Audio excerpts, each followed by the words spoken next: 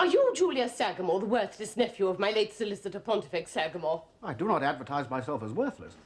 But Pontifex Sagamore was my uncle, and I've returned from Australia to succeed to as much of his business as I can persuade his clients to trust me with. I have heard him speak of you, and I naturally concluded that as you had been packed off to Australia, you must be worthless. However, it does not matter, as my business is very simple. I desire to make my will, leaving everything I possess to my husband. You can hardly go wrong about that, I suppose. I shall do my best. Pray sit down. I shall sit down when I feel tired. As you please. Well, now, before I draw up the will, it'll be necessary for me to know who your husband is. My husband is a fool and a blackguard. You will state that fact in the will. You will add that it was his conduct that drove me to commit suicide. But you've not committed suicide. I shall have when the will is signed. Oh, of course, quite so. Yes, how stupid of me. And his name? His name is Alistair Fitzsasson. What, the amateur tennis champion and heavyweight boxer? Do you know him? Every morning we swim together at the club. The acquaintance does you little credit. I'd better tell you that he and I are great friends, Mrs. Fitzsasson. Do not call me by his detestable name. Put me in your books as Epifania Ognisanti di Pereira. Oh? Oh, I'm indeed honoured. Pray be seated. Sit down yourself and don't fuss. Yes, if you would prefer it, certainly. Your father was a very wonderful man, madam. My father was the greatest man in the world, and he died a pauper. I shall never forgive the world for that. A pauper? You amaze me. It was reported that he left you, his only child, 30 millions. What was 30 millions to him? He lost 150 millions. He'd promised to leave me 200 millions. I was left with a beggarly 30. The humiliation of it. Still an income of $1.5 million. You forget the death duties. I've barely 700,000 a year. Do you know what that means to a woman brought up on an income of 7 figures? The humiliation of it. You take my breath away, madam. As I am about to take my own breath away, I have no time to spare for yours. Oh, the suicide. Yes, I'd forgotten that. Had you indeed? Well, would you please put your mind to it for a moment and make a will for me to sign, leaving everything to Alistair? To humiliate him? No, to ruin him, to destroy him, to make him a beggar on horseback that he may ride to the devil. Money goes to his head. I've seen it at work on him. Yes, I also have seen that happen. But you can't be sure. He might marry some sensible woman. You're right. Make it a condition of the inheritance that within a month from my funeral, he marries a low female named Polly Seedy Stockings. Funny name. Her real name is Patricia Smith, but her letters to Alistair are signed Polly Seedy Stockings. As a hint, I suppose, that she wants him to buy her another dozen. Well, I should like to know, Polly. Pray why? Well, if Alistair prefers her to you, she must indeed be worth knowing. So I shall certainly make him introduce me. You are hardly tactful, Julius Sagamore. That won't matter when you've taken this. What's this? For the suicide. Now, you'll have to sign the chemist's book for the cyanide. Say it's for a wasp's nest. The tartaric acid is harmless, so the chemist will think you wanted to make lemonade.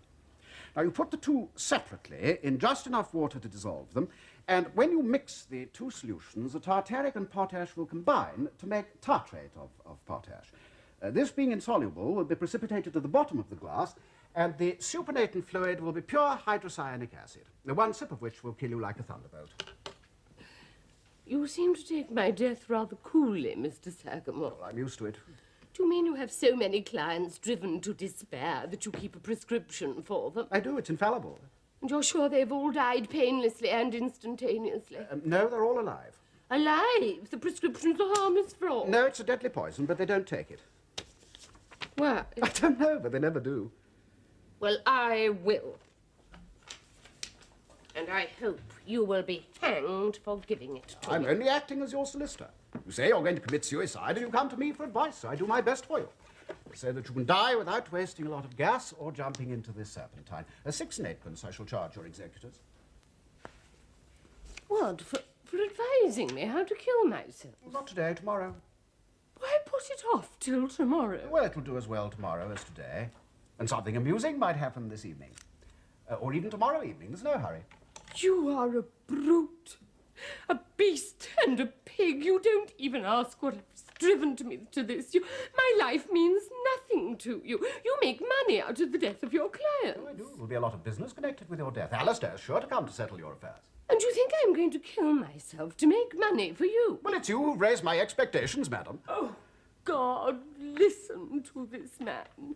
Has it ever occurred to you that when a woman's life is wrecked, she needs a little sympathy, not a bottle of poison? I really can't sympathise with suicide. It doesn't appeal to me somehow. Still, if it has to be done, it had better be done promptly and scientifically.